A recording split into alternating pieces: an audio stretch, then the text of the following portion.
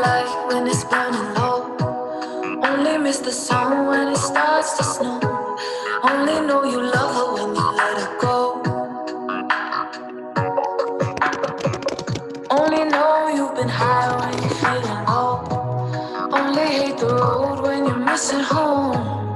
Only know you love her when you let her go. And you let her go.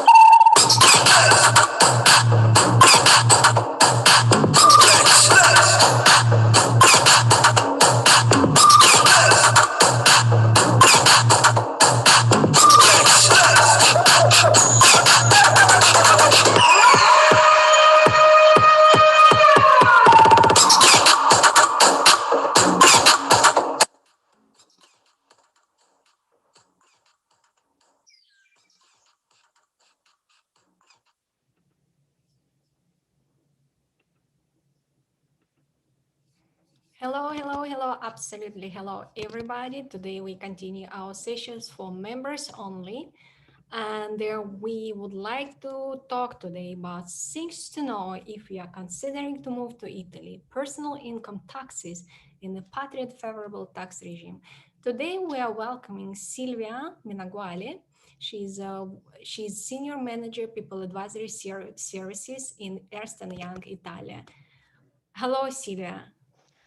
Hi, Anna. Thank you for inviting me. I'm very happy to be here today with the guests. Yeah, thank you so much for coming and joining us. I would like to give you a stage. Maybe you can introduce yourself and your floor. Yes, thank you. So my name is Silvia. I am a senior manager with EY. I have been working for 12 years in the field of expatriate management. I have a dottore commercialista, so a certified tax accountant. I have specialized in international taxation. That's why together with Anna, we thought that it would have been very interesting to speak with you regarding the Italian taxation and the favorable impatriate tax regime. I know that sometimes, taxation, it's not a funny topic. I don't want to be boring. I try to keep the thing very simple and to use some examples so that we can, understand how the regime works. I have prepared a short presentation, so let me share my document and we will start. Okay. Let me put the file, okay, in the proper version. Here we go. So I have prepared an agenda for these 30 minutes together. We will start with an overview of the Italian tax residency and key principle of tax residency for Italian residents or non-residents. As we will see, determining the tax residency is very important, is a key element in order to determine whether the impatriate tax regime is available or not. That's why, as an introduction, we want to start with the residency and then we will go into details with the impatriate tax regime. Let's start from here. Tax residency. So the way it works in Italy is that if you are an Italian tax resident, you are taxable on your worldwide income. This means that, for example, if you move to Italy, you start working for an Italian employer, the salary that you receive for the activities that you are performing in Italy will be taxable in our country. But for example, you move from France, you have your real estate property in France, you are receiving a rental income in France, or perhaps you have a bank account outside of Italy, you are earning interest on that account. So all these kind of incomes would be taxable in Italy because the principle here is the principle of worldwide taxation. So we'll look at the income you will be producing in Italy plus the income you will be earning outside of our country. We could have double taxation because, for example, if you receive rental income from your property in France, most likely France will also tax the same rental income. But we have a methodology to offset this double taxation. Taxation is solely temporary. There are agreements between countries with specific provisions and methodology that will tell us how we can offset double taxation. Normally, the way it works is that you claim a tax credit. So you have to pay taxes in Italy, but if you can prove that on some of these incomes, you have already paid taxes in another country, for example, in France, then you will get a credit for the taxes that you have already paid in the other country. So in this way, the double taxation is offset. Italian tax residents are also liable to Italian wealth tax. Italian wealth tax, it's a kind of a property tax, we can say. So this means that Italy taxes the income that you earn, but also the property that you have. The system is similar to what we have in other countries, for example, Switzerland or United States. Income is taxable, but for investments, the property is taxed as well. In Italy, we basically consider the value of the investment at the end of the year, so end of December. And then based on the market value of the investments, we calculate the Italian wealth tax. The amount of the tax, the percentage depend on the type of investments. I don't want to complicate things and give you too much information, but I can tell you that wealth tax is 0.2% for investments, and it's a little bit higher for real estate properties. It is normally 0.76%. These are the rates for wealth tax. For the personal income tax, we have progressive brackets. We have a progressive system, so we have tax rates with brackets. The highest rates in Italy, it's 43%, and it applies to income over 73,000 euros.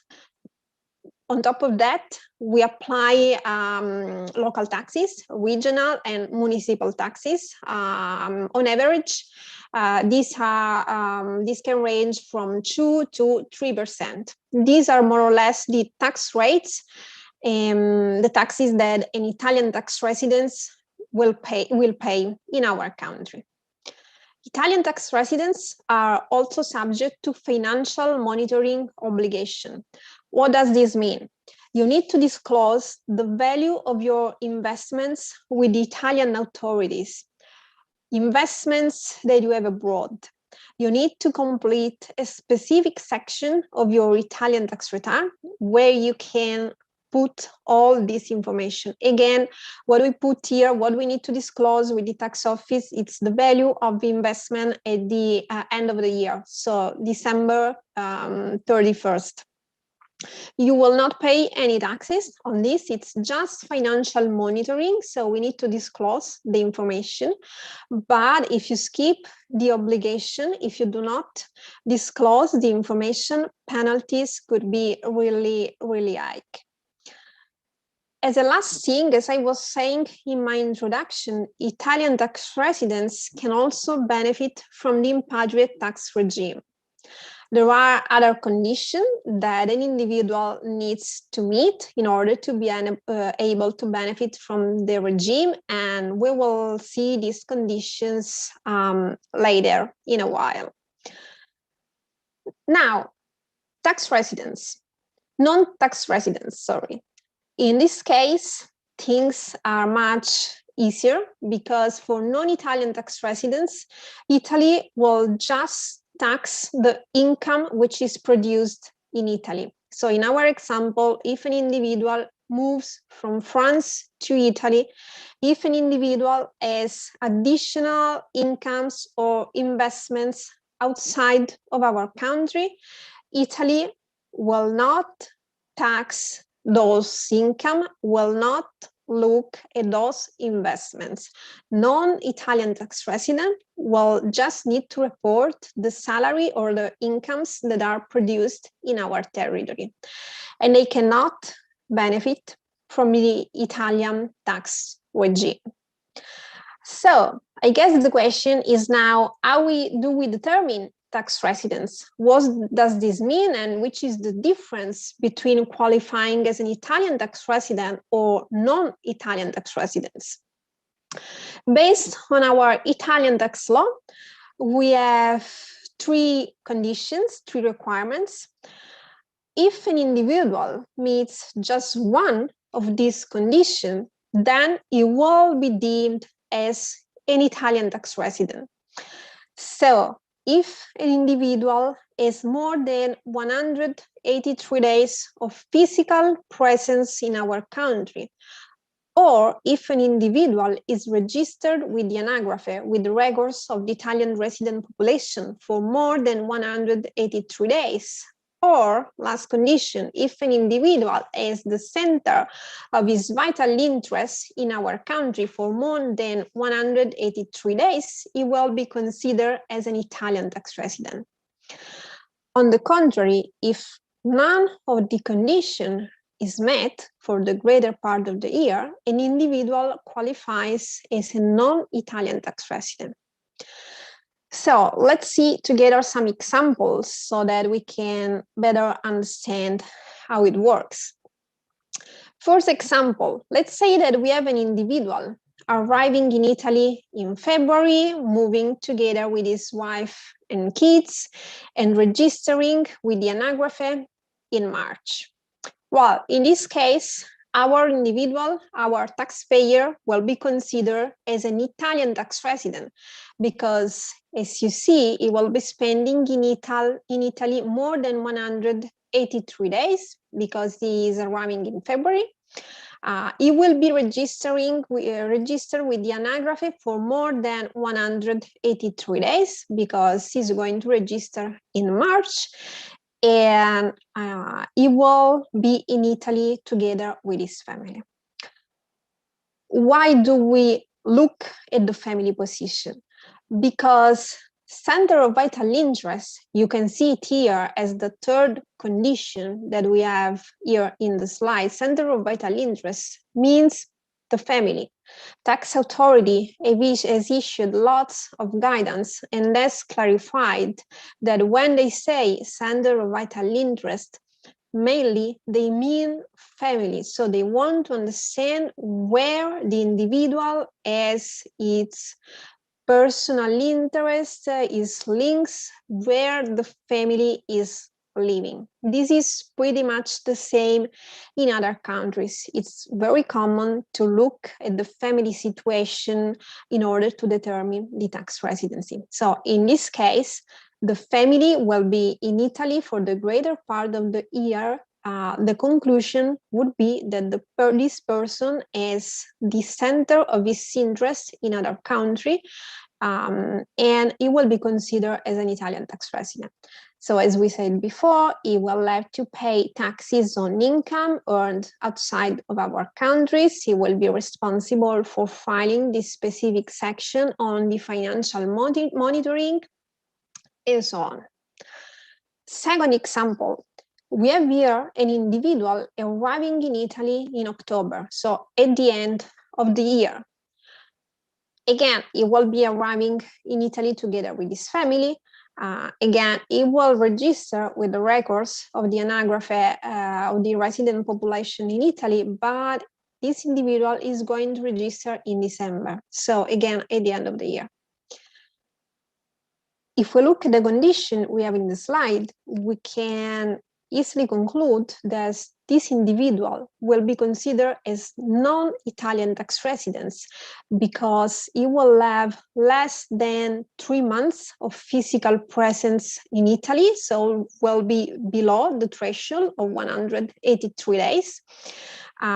He will register with the Anagrafe in December, and again, this is less than 183 days. And even if the family will move in Italy, they will just be in our country for less than 183 days. So in this case, the individual will be a non-Italian tax resident, and it will just have to declare in Italy the salary, the income that is earned for the services rendered in our country. In practice, it's not always so simple to assess the tax residency of an individual. There are more nuances in reality, because sometimes what happens is that the employee comes to Italy, but then, for example, the kids have to finish the school in the home country, so they are not able to transfer to Italy in February or in March. They need to transfer in September, for example, or they perhaps need to travel, go back to their home country because they have caring duties with families, for example, family members that they need to visit in their home country. There are cases where an individual is resident in 2 countries. An individual can come to Italy, be regarded as an Italian tax resident based on the condition that we have here in the slides, but can also be regarded as tax resident in his home country, because these criteria are common between all the countries. So you see, if we have a country which says that if you have your family in our country for more than 183 days, you are resident, then we can have a conflict of residency because the family is in the other country for more than 183 days, but the individual is physically present more than 183 days. So how do we manage this situation? There are double tax treaties. I don't want to bother you with all the technicalities, but in reality, it's something that happens quite frequently.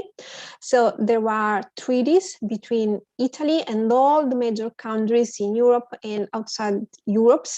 The treaties give additional additional guidance to help professionals in determining the tax residency in this very peculiar situation where you have links with Italy, but you also have strong links with another country. We cannot have an individual which is resident in 2 countries. At the end of the day, we will have to resolve this conflict of residency and conclude that an individual is resident in Italy or another country. So it's a very sensitive evaluation that needs to be done. And last thing that I want to say on this is that the tax residency assessment needs to be repeated each year because things can change during the tax year. You come to Italy, you are non-resident, but then you stay here for 5 years, for 10 years, things will change during the period. Having said that, let's go to the impatriate regime part. How does it work? Perhaps you already know this regime, you have already heard how it works. Basically, you can have 70% of your employment income, which is tax-free. The percentage can be even higher, can raise up to 90% if you decide to put your residency, to transfer your residency in the southern part of Italy. You can benefit from this discount for 5 years, so it's not that bad. You can also extend the period for 5 additional years, so 10 years in total of tax beneficial regime. There are conditions, as we have said, we will see this condition in detail right now. Practical things, how we claim this regime, how we can make sure that Italian taxes are calculated on this discounted taxable base. If you are an employee, you need to submit a written request to your employer, and then the employer will take care of all the technicalities, will make sure that tax withholdings that you have at source reflect the 70% of employment income tax discount. If you are a self-employee, then you will apply the regime through the Italian tax return. What are the conditions to benefit from this tax regime? First of all, you need to be an Italian tax resident. That's the very first condition, and that's why we spend times at the beginning of this presentation to comment on the residency and to understand what it means and how it works. You also have to be considered as a non-Italian tax resident for the 2 years before the transfer. So if you are a foreign national that is moving to Italy, normally this condition it's pretty simple, but the regime also applies to Italian nationals. So if you are an Italian national, you have worked outside of Italy for 5 years or 10 years or 3 years, in theory, you can still benefit from the regime when you come back to Italy, but you need to make sure that for the years before the transfer, you have been considered as a non-Italian tax resident. Then you need to remain in Italy at least for 2 years and continue to be an Italian tax resident for the following 2 years. You need to work for an Italian employer, so for an Italian company or a company which is located in Italy and it's part of a foreign multinational group. Last important condition is that the activity has to be performed in Italy, at least for 183 days in each tax year. The reason behind is that the tax authority wants to encourage people moving to Italy, producing incomes in Italy and helping our Italian economy to grow. So you need to work in Italy. If you come to Italy, then for any reason you move abroad, your employer could tell you, look, I need you to be in the UK for 1 year because you need to conclude a particular mission. In that case, you will lose the benefit because you need to be in Italy at least for 2 years. You need to work in other country.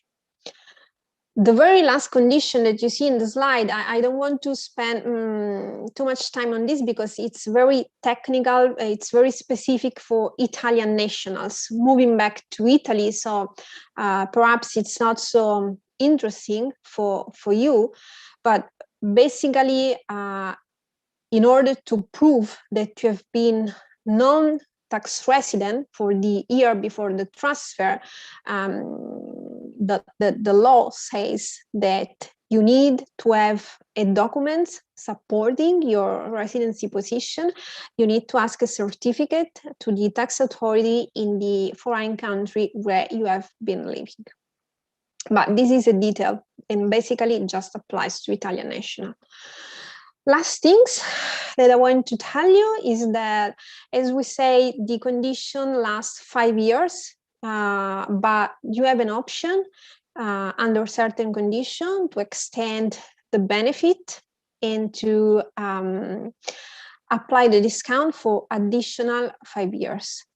But there are conditions, again, for this. So first of all, bear in mind that for the additional 5 years, the discount will be 50% and not 70%. So it's reduced a little bit after 5 years. And again, as we say, there are conditions. So if you want to benefit for these 5 years more, at least you need to have a property in Italy, or you need to have one child at least. Then if you, as you see in the slide, if you have at least 3 children, your percentage, your tax discount, it's higher because in this case only 10% of your employment income will be taxed.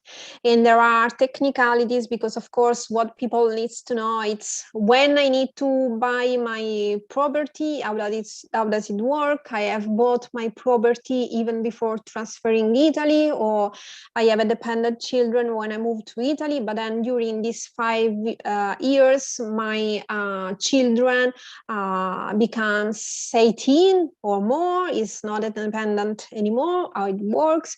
These are all technicalities, things that you need to look in detail. There are pages and pages of instruction issued by the tax authorities. They provide instruction for all these peculiar cases. For the property, as you see, you can even bought your property before moving to Italy, but should be in the 12 months preceding the transfer. If you have bought your Italian property 2 years before the transfer, then this does not qualify for the exemption because should be 12 years before, or you can bought your property during the first 5 years of activity in Italy. I think that with this, I have finished my presentation. I hope it was clear. But I'm here, I'm happy to answer questions if you have any and provide clarification. Thank you so much, Silvia. Thank you. Yes, we have a few questions from our audience. If you don't mind, a quite good one. The first one, any special taxation policies for US citizens working in Italy? No, there are no policies in terms of impatriate tax regime. Then, of course, it depends on the specific situation. I can tell you that if you are moving to Italy, but you are, for example, under an assignment, so you are still employed by your US employer and you have been transferred in Italy just for 2 years or 3 years, then the answer is yes. Normally, in this case, we see policies, but we are talking of policies between the company and the employees, internal policies, where the employer specify how it will support the employees during the staying in Italy, but we are not talking about policy issued by the Italian tax authorities. The principles are the same. Then, of course, we have a double tax treaty between Italy and the US. So for very special cases, very complex case, it is possible that you will have to look at the treaty between Italy and US, but it really depends on the position, and it's almost the same with all countries. We have the treaty with the United States, but we have more than I think 50 or 80 treaties signed with lots of countries, so it's not really a peculiarity for the United States. Thank you. Another good question. If I'm Italian resident and business generated in Switzerland or UK, where I should pay taxes? If you are a resident, the income that you are earning from this business needs to be taxed in Italy from an Italian perspective. Then the things that needs to be checked is if this income is also to be taxed in Switzerland and in the UK. In most of the case, the answer is yes. If the business is generated in Switzerland and in the US, you have to, or UK, sorry, you have to pay taxes in that country. But then you will get a credit in Italy.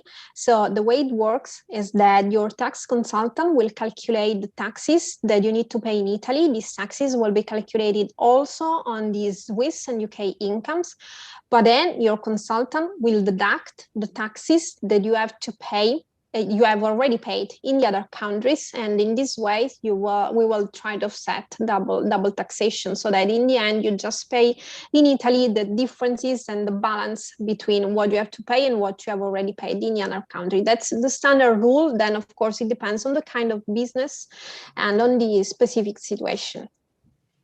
Thanks a lot, Silvia. Another good question. I'm from Hong Kong and would like to move to Italy for work. Any specific advice regarding tax regime?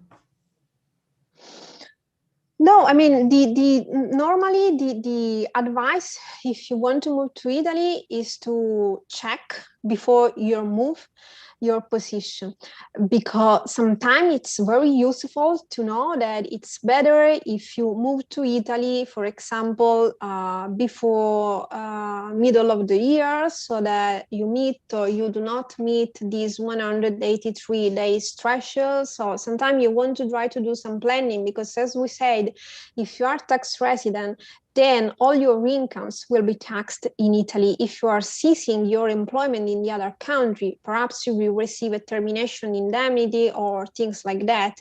If you move to Italy and you are a resident, all the incomes will be taxed in Italy. So perhaps it could be better to postpone your arrival to Italy in the second part of the year, so that you qualify as a non-Italian tax resident, and Italy will not tax the termination income that you may be receiving in the other countries. But this is not a specific advice on this position. It's that just a common thing that normally people do when is planning to move to Italy. Yeah, also because, as we said, if you want to benefit from the regime, on the contrary, you need to be Italian resident. So it could be useful to do some planning and understand what are the conditions, what are the triggers, the trigger points for the impatriate tax regime. But I hope these comments can help, but it's to do, I mean, more detailed advice. We really need to know the details of this specific position. Thank you, Silvia. And another, I think it's last question from our audience. Do you see any benefits in taxation to move from UK to Italy? I think it's a very hot question.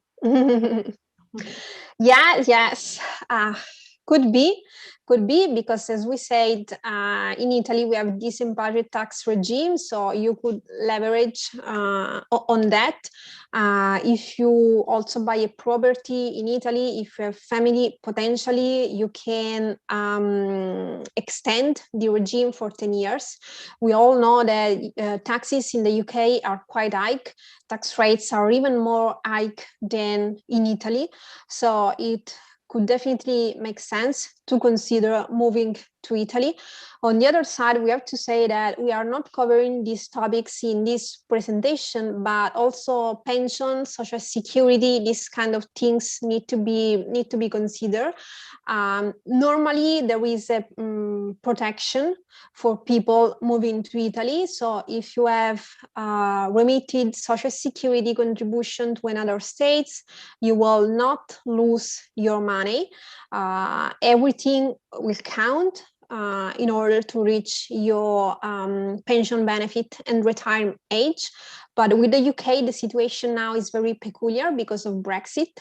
So yeah, maybe it could make sense to also consider the pension impacts of the move in light of the most recent agreements between Italy and the UK. You know, to make sure that you are not losing any money on the pension side. You can benefit from the tax regime, but also a pension could be something to consider. Silvia, I would like to thank you for your time and really amazing and very inspired conversation. For the moment, we don't have a question from our auditory, but I would like to say if somebody would like to be in contact with Silvia or ask more questions, feel free. Here you can see silvia.menaguale at itey.com. So please contact, and I hope to see you very soon for another webinar, Silvia, isn't it? Yes, sure. Thank you very much, Anna. It was a pleasure to be here with you today. Thank you so much. Have